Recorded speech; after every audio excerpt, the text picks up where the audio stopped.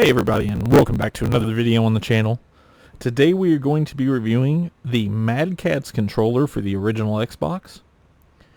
As you see, they kind of were going for a Duke-esque look here. It's a little bigger than a Controller S, but it's a little smaller than the original Duke. So it's this weird kind of in-between when it comes to the size of the controller. I want to say, I'm not 100% sure on this, but I believe this came out before the Controller S. And so that may lead to a little bit of why it's so trying to mimic the Duke versus the Controller S, which Mad Catz did later on. So what you can tell from the beginning is this thumbstick is really off-center. It's just really obscure, and it's really just not a great position for it, and I'll get more into that as I talk about gameplay with the controller. The buttons actually feel fine. So the A, B, X, and Y buttons play and feel perfectly fine. I don't necessarily have a big issue with those. You have your big Mad Catz logo instead of the Xbox logo. The black and white buttons are just really inconvenient. So when you're playing, they're really hard to press because your thumb's down here, and it's just not very convenient to have to go up to hit this white button. Really out of the way, that really does suck. The thumbsticks feel very loose. Knowing what I know about Mad Catz and having them grow as I grew up, that probably has nothing to do with age. They were probably always like this. I've had many Mad Catz controllers, especially for GameCube, that were very loose comparatively to the original controllers. So I imagine that that's how they were when they were new. And it's not, it feels horrible. It just does not feel good to play with. This D-pad is one of the toughest D-pads to like press down I've ever felt. It's really annoying to try to use this. Thankfully, most Xbox games don't use that. This just was not built well. The start and back buttons are on the bottom. There's nothing bad about those. They're just start and back buttons. They're a little tough to press. But like I said, you're not going to press them much because they're start and back buttons. So that's not as obnoxious as some of the other things on this controller. I think the most obnoxious thing, besides the placement of this thumbstick, is how bad they are to click in. So they have almost no distance for the click.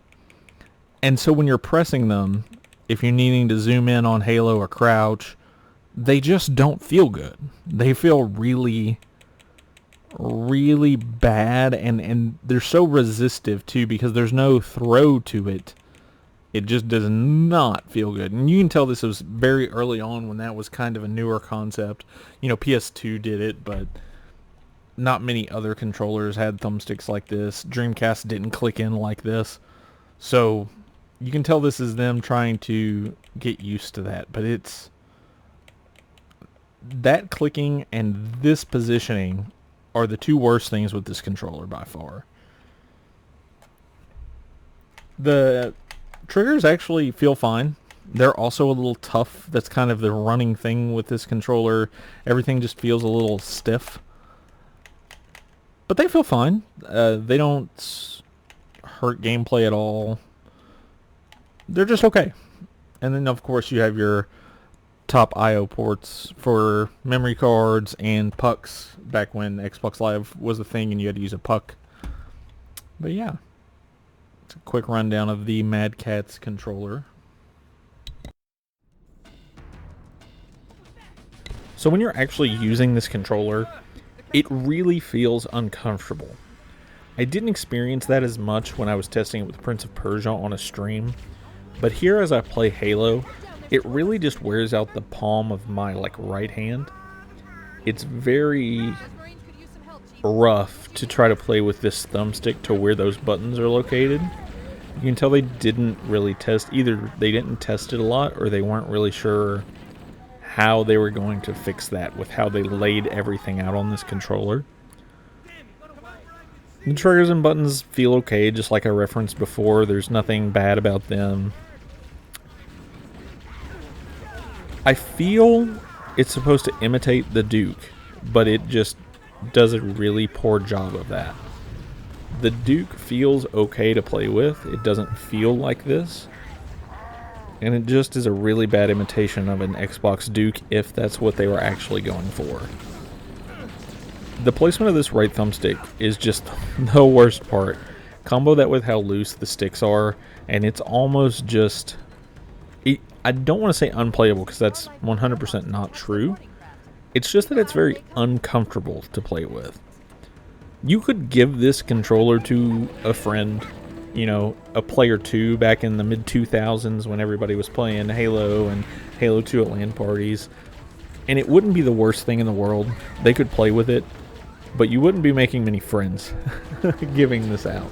Ultimately, Mad Catz controllers, especially in this era, were not the highest of quality, but it still works. It would have gotten the job done back in the day, and it's definitely usable. So honestly, for what the price of these things were, I understand why so many people bought them.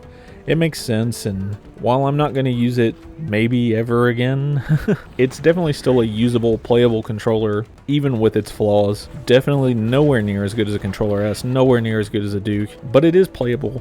It's just a quick rundown of the Mad Catz item number 4516. It doesn't really have like a designation other than that item number, but if you do look it up by that item number, if you want to buy one, you certainly can still. They're still out there for pretty cheap.